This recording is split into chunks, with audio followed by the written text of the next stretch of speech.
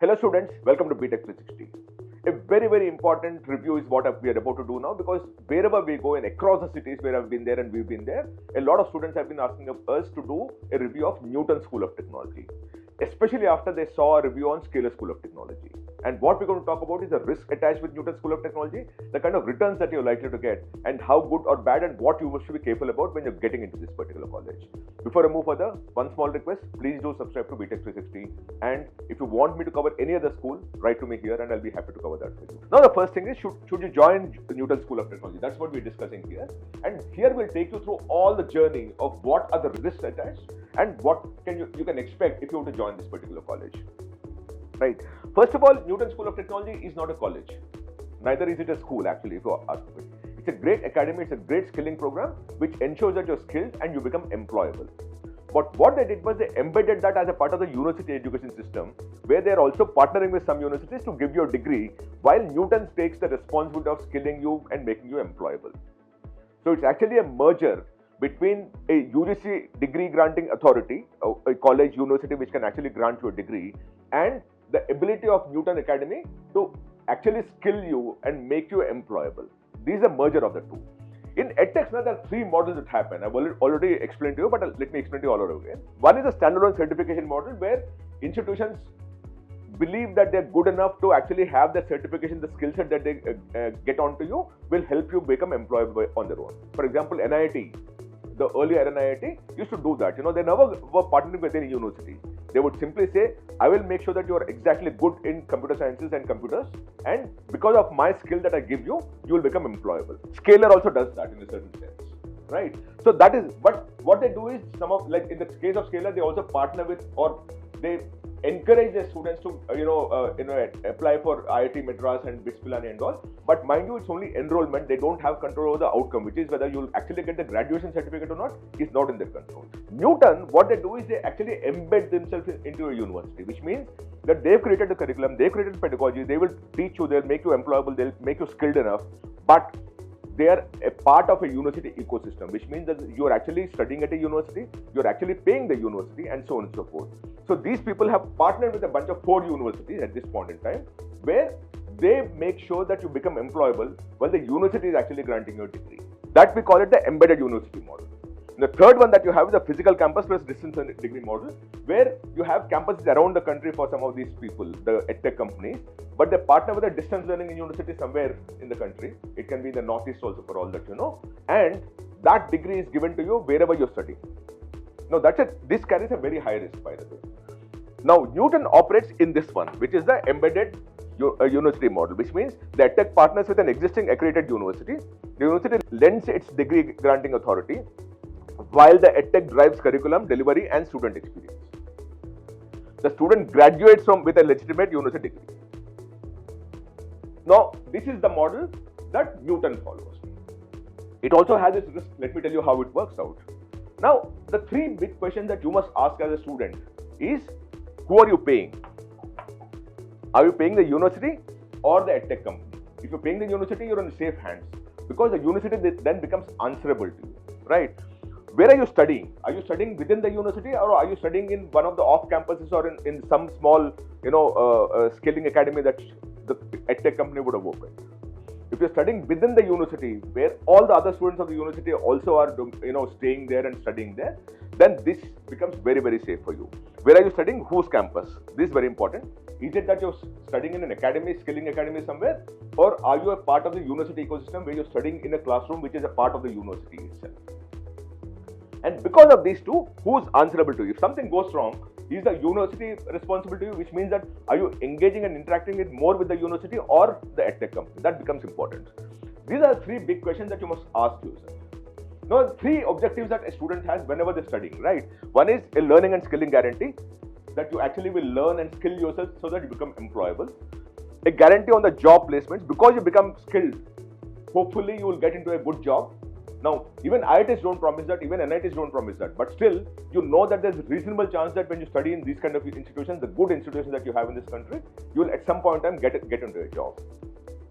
And is a degree guaranteed? Who's guaranteeing your degree? Is a guaranteed degree? Because some of these institutions or edtech companies are getting into partnerships and collaborations which are very high risk.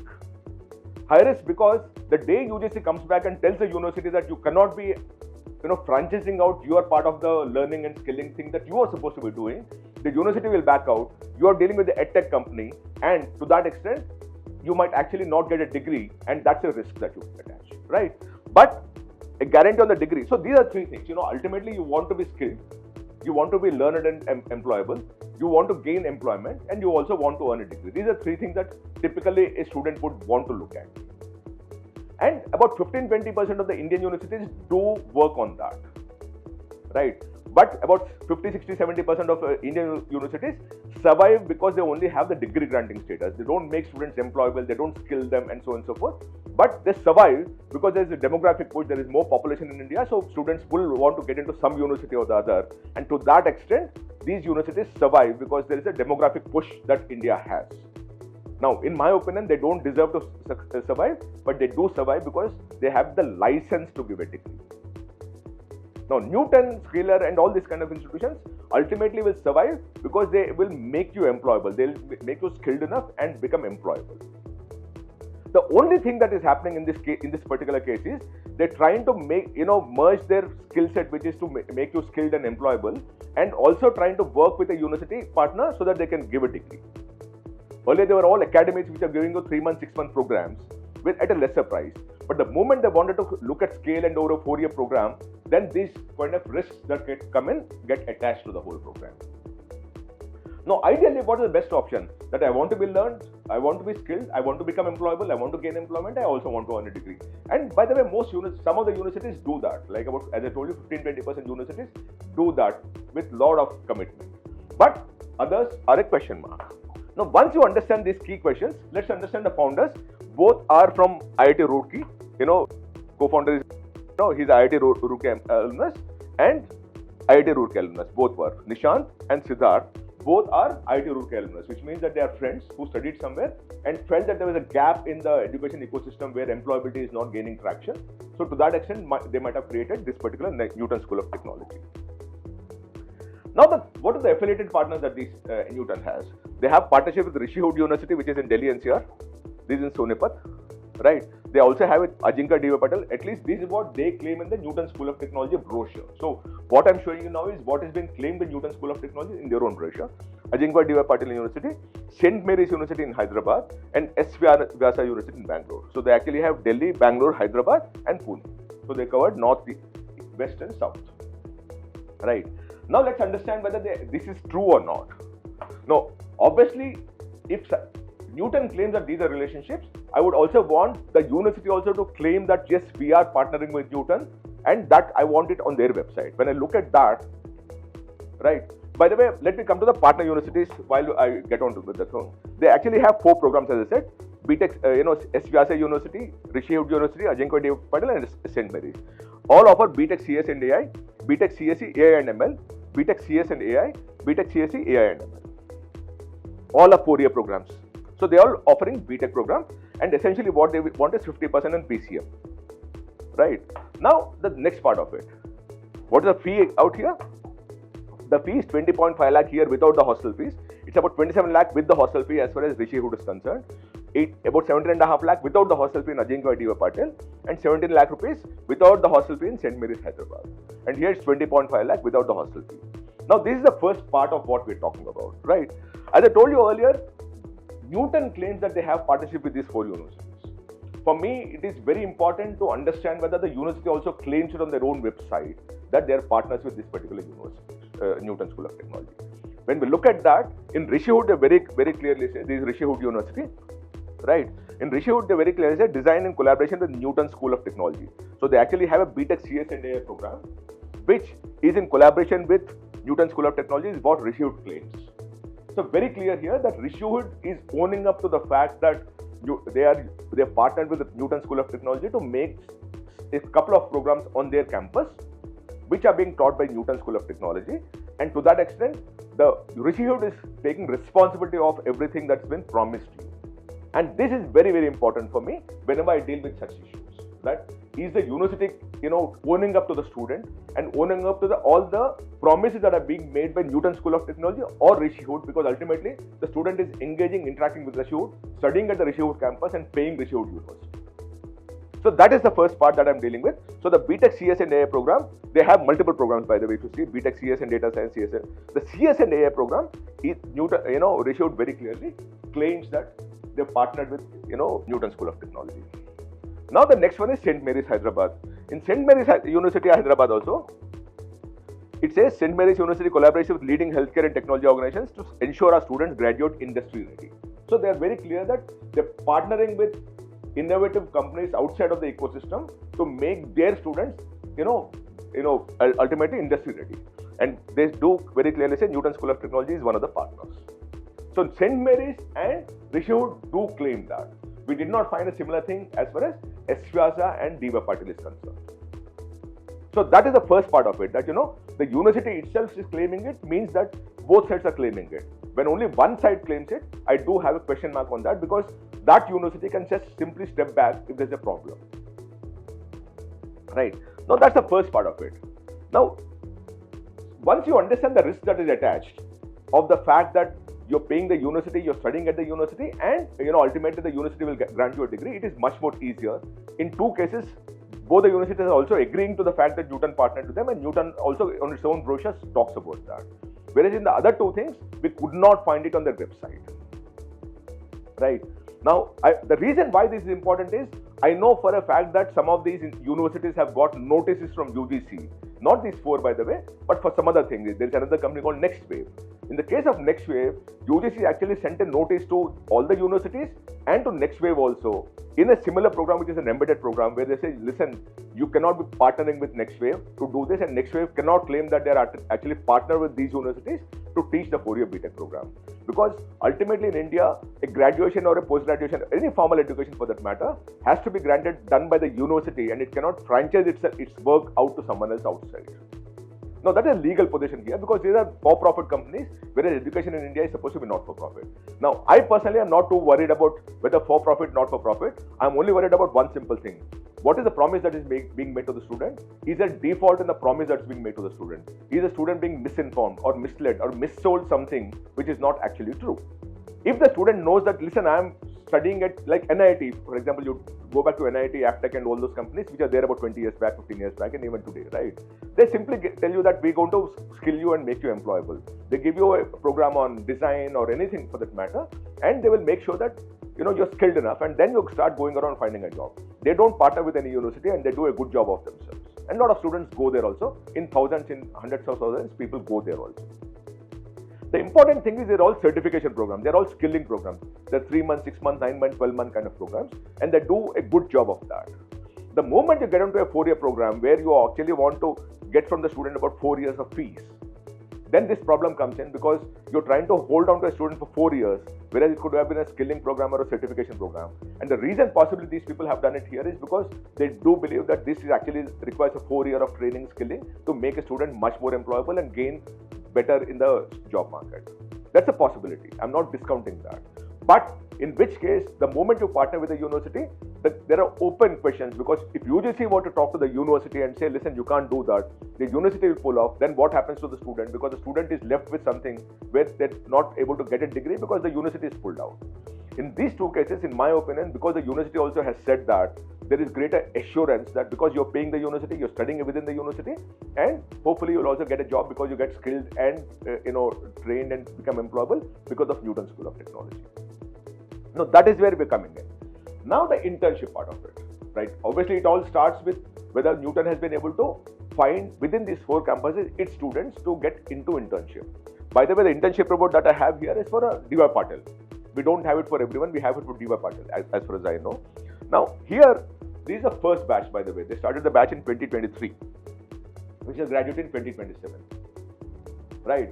Now, when we looked at that report, remember, whenever you have a small cohort, about 100 students and all, it's very easy for you to find internships, because you can work hard and make sure that 95-100 students who are the first batch can get internships. The challenge happens when you actually keep moving ahead and start talking about the next part of it, right? Now, when we looked at the first report that we got, which is on 27 June 2025, it was done by a company called BYK Analytics. They actually said 93% of the students secured internship by the second year, right? And the latest response that we got, we also sent a detailed questionnaire to Newton, asking them how's the placement, how's the internship, and how are things moving and all. We also wanted to understand from them how many students are being taken in each of the campus. Because I told you, to place 100 students is very, it's relatively easy. But when you have to place 1,000 students, that becomes that much more difficult. And when you actually spread across the 4 cities, which is what their collaborations now are, it becomes that much more difficult because there might be some cities where there is lesser placement possibility, right? So when we asked for that data, we did not get that data of how many students was the intake at each of these universities. 2, we did have some data from Arjika Patel where they talked of 70% internship as of now, and they said that the internship thing is still ongoing. So while we're talking of 93% here, the latest, what the response that we got is that 70% of the students have found internship, which means 30% students haven't yet found. They may find it as we move along, but at this point in time, it's only 70%. So that is what the risk is. The more you grow, and by the way, this is only for one university. I still don't have it for St. Mary's in Hyderabad and so on and so forth, right? Or SVASA in Bangalore.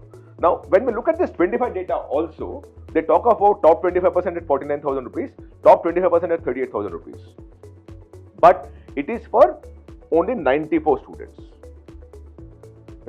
Getting an internship for 94 students versus maybe 1,000 students is a dramatically different game.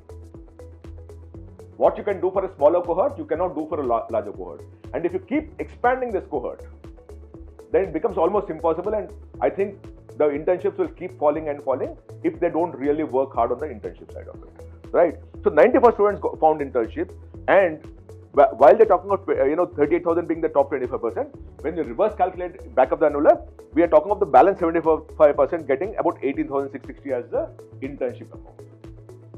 Because you actually have an average of 23,000 and the top 25% is 38,000. So when we reverse calculate, when you actually have this 18,000, in my opinion, there will also be students who will be at 10,000 also. But having said that, let me be honest, in these times, it is also good to find an internship also, because why would anyone want to give you an internship and waste their time unless they think that you can actually contribute. But when you're actually dealing with a 10K kind of an internship, your placement also would be to that extent subdued, right? Now, this is what we're talking of. We're dealing with about 7 students not getting placed, even at a 100 batch. And now imagine that for a 1,000 batch or something like that. And we should be conscious of what we're getting into here, right? Now, the second part of it, a lot of videos have been created by multiple influencers, because Newton engages with a lot of influencers, YouTube influencers, social media influencers, to promote the brand, right? So when we started looking out of what kind of information is going back to the student, what kind of information is influencing the student to get into Newton School of Technology. And then we found a few videos where everyone is talking of Newton School of Technology 64 lakh package, Newton School of Technology 64 lakh LPA, highest package 64 LPA. The problem is this: the Newton School actually started in 2023. Its first batch did not even pass out. Its first batch did not even graduate. So there is no question of placement. The 64 lakh LPA is a clickbait. It is a blatant lie. Newton School of Technology hasn't placed a single student till now. It will happen sometime next year, and till then you have to wait. At this point in time, all you have of Newton School of Technology is an internship report and not a placement report. So this is very, very important for you to know that this part of it, what we're talking about, is a big fat lie. It's a lie.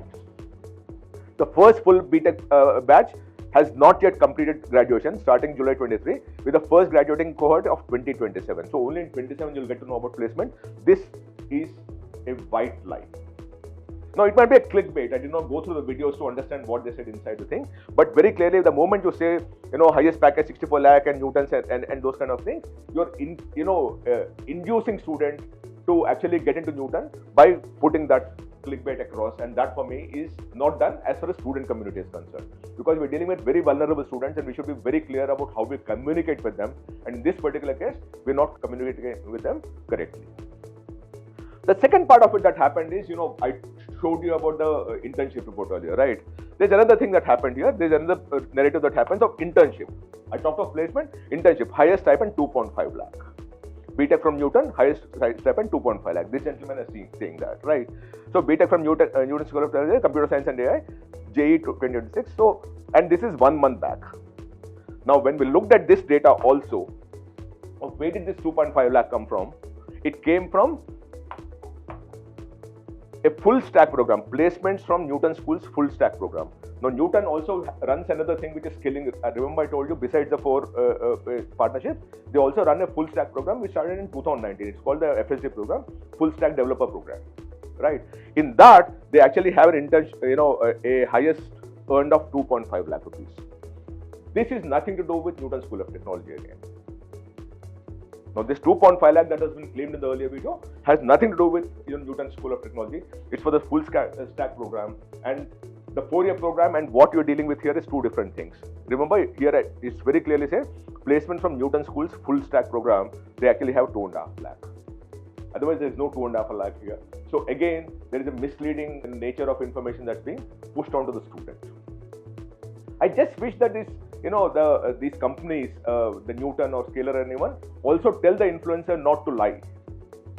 In your urge and in your motivation to sell your program, don't start misleading the student into where you are actually bringing them onto a platform based on a blatant lie, and then start telling them at that point in time. That I think which one should avoid, and which is what seems to be happening here. See, if you're dealing with this with an informed audience, it's different. But when you're dealing with students, you have to be a lot more cautious, lot more careful, which is where regulatory bodies step in. Like the way small investors are protected by SEBI, I do hope that UGC and all step in to protect the student community out here. Because when you actually are misleading a student based on a disclosure which itself is wrong, then you are opening a lot of wounds over to the institution and the students also. Right. Now, this is what is the thing that we saw here. It's very clearly Newton School's full stack program is what they say, and they also talk of internship record. Right. Now, the next part of it. Having told you everything that is to do with Newton, let me talk about the admission process. You register for the NSAT examination, which is Newton School of Aptitude Test. Take the NSAT entrance test, which is a 180-minute assessment, general aptitude, mathematics, and English. Right? There's an online interview round where personal interview with industry experts is to showcase problem solving skills is conducted, and then counseling at admission happens, and then you block your seat. But having said that, in my opinion, it's all a process. But you should be able to safely get into this institution if you are decent enough. The examination is called NSAT, Newton Scholastic Aptitude Test. It's an online thing, approximately 3 hours. 12 PCM is what you require. Admission to NST Btech, CS and AI programs in those 4 universities, remember that. Registration is through the NST portal only, and quantitative aptitude, logical reasoning, English and mathematics is what the focus is. Now the big questions, who should join Newton, who should not join Newton School of Technology? That's what I'm going to address now, and I'm going to be very, very honest with you all. Right? If you're getting into a good college, which also ensures that you're skilled, you're employed and become employable, they also give you an employment and it's UGC approved, you will join that. You will not join Newton. But if you're getting to a tier 2, tier 3 college, where one of these 3 things is not there, they might give you a degree, but they might not get you skilled, they might not make you employable, and they don't guarantee placements, or the placements in that institution is very, very bad, Newton becomes an option. But if you're getting all the 3 in a particular institution, which will be about 10-15% colleges in this country and universities in the country, you must go there. And when it becomes an option also now, I would always recommend that, the only university here that is claiming and owning up to the student is Rishi Hood University. So I will also pass the muster as far as that is concerned, because there seems to be a complete sync where Rishi Hood is very transparent with the student and Newton also is telling the same thing to the student. But anything beyond that, they're still not owning up to the entire thing. On Ajinkya D.V. Patel, I could not find Newton School of Technology. Same is the case with S. Bhatia University. And that possibly is because they're very scared of UGC and don't want to come upfront and own up to the thing that they've actually partnered with the industry partner, which is Newton School of Technology. They might be playing very coy with the UGC or the regulator in this country. If you're playing coy, trust me that when the first missive that comes from the regulator, they'll pull back. So, in my opinion, is Newton a reputed company? Of course, it's a very reputed company. As a skilling company, as a training company, it is very, very good. It's been there for a long, long time. Started much earlier in 2016-17, if I'm not wrong. They've started the full stack development program in 2019. The Newton School of Technology came in 2023. So till then, they're actually skilling and training people. Only this entire thing about giving a Btech degree started in 2023. By the way, it came across many of these companies. About 35-40 companies do the same thing at this point. Right? Now, would I get a UGC approved degree if I study at Newton? you're not studying at Newton, you're studying at Rishi University, you're studying at St. Mary's University, you're studying at D.Y. Patil University, you're studying at SVR University. So you will get a degree from there. Now the important thing that you must know is like those two, the founders, they're from IIT Roorkee. So they will always call this IIT Roorkee alumni, and wherever they go, they will actually flaunt the IIT Roorkee. Similarly, you should be clear that would you want to be an alumni of these universities, which is Rishihod, SVR, St. Mary's, or for that matter, Ajinkya D.Y. Patil. Because your degree will come from these universities. Ultimately, you'll be an alumni of these universities for your lifetime. The way the two founders call themselves IIT alumni, would you want you to call yourself an alumni of these institutions is what you must be looking at. Right? Because the reputation of the university also matters as you keep moving up your ladder. How the placements at Newton School of Technology are they guaranteed? Again, Newton School of Technology is working hard on placement. The business model of Newton School of Technology would make them, make them work very, very hard to skill you, train you, and make you employable, and also get you employment. That's the only way that business model will survive. So they'll work a lot on your placement part of it. Can they guarantee a placement? No one can guarantee placement. Even IITs can't guarantee placement. But Newton will work very hard to make you skilled and employable. That's for me is a more or less a great assurance, right? But having said that, if you're combining all the three, one of them might be a missing piece at times if there is a regulatory oversight on these matters. Did Newton place students at 64 lakh package? No, it's a lie. Newton's first batch hasn't even passed out. So to that extent, there is no placement that happened in Newton. So 64 lakh that's been claimed on a lot of social media and on YouTube and every other thing is a blatant lie. A report claims a 2.5 lakh internship placement. Is this correct? No. At this point in time, for all the work that we have done and the research we've done, there is no 2.5 lakh placement that we could see anywhere else. We did see 1.5 lakh placement in the Btech analytics report. Right, the 2.5 lakhs we could not find. We did find a 2.5 lakh internship in the full stack developer program that they have, which is not a Btech program, it's a different program altogether. What are the risks if I study at Newton? As I told you, if you're getting into any of the three, in an institution which guarantees all the three, that you're studying a university which works hard on making you skilled and employable and also gets you employment, because a lot of companies coming to that university for placement, you'll go there.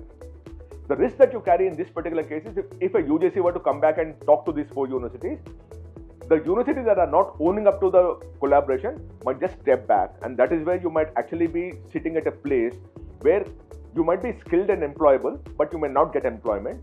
You may be, studying through Newton to these universities, but the universities might pull back, in which case you may also not have a degree. It's a possibility. It's a distinct possibility, because I have seen UGC circular notices going to some of the edtech companies which are actually claiming that they have partnered with universities. And the UGC notice very clearly says that, you're a private for-profit company and you cannot be partnering with a UGC approved institution. Because UGC approved institutions are only for not-for-profit companies. And that is the risk that you carry when you deal with this. But having said that, let me be very, very clear that they work very, very hard on skilling you, making you employable, and getting you employment also. So the question that you need to ask yourself is, am I into this game because I also want to earn a degree and become employable? Or am I into this game because I want to become employable, I don't care about a degree? If the second part of it is true, Newton is a very good place for you. But if you want to also have a degree in your hand, there are a few risks attached, at least in a couple of these universities, because the other two at least are owning up to this entire relationship. So, who is the person, who should you join Newton School of Technology? Anyone who is getting into a tier 3 institution must look at Newton School of Technology, because at least they'll work on making you employable and skilled, and you're embedded into the university ecosystem. In fact, of all the three models that are there, which I showed you earlier, the Newton's model is much more safer bet. That's because you're embedded into the university, you're paying the university, you're studying within the university, and Newton School of Technology is making you employable. All three parts are being taken care of by different players, but the university becomes answerable to you. So to that extent, it is safe bet. If you're getting into tier 1 institutions, I would step back from Newton and go through the tier 1, because there I'm getting skilling, I'm becoming employable, I might get employment because of the legacy of the institution, and I'm also getting a legit degree. If I'm getting into tier 2, there is an open question mark, then you'll start, comparing the two options that you have, or 2 or 3 options that you have, of which Newton becomes one of the options. If you're getting into tier 3, I would much rather say that, get into Newton, because anyway you have a risk of not getting placed there. Here you might have a risk of not getting a degree, but at least you'll get employment, skilling and everything. And that is something that Newton will work on. I just hope what I've told you, you understood very clearly, because I want to be very transparent and honest with the student community of what is in it if you were to join Newton School of Technology. What are the things that you must be careful about? What are the things that you must be cautious about? What are the risks attached? And how do you read this information? Because there is a lot of misinformation that's out there, and I wanted to actually work on that and tell you where the misinformation is. I hope this helps you. Thank you so much. Namaste. And do subscribe to Btech360.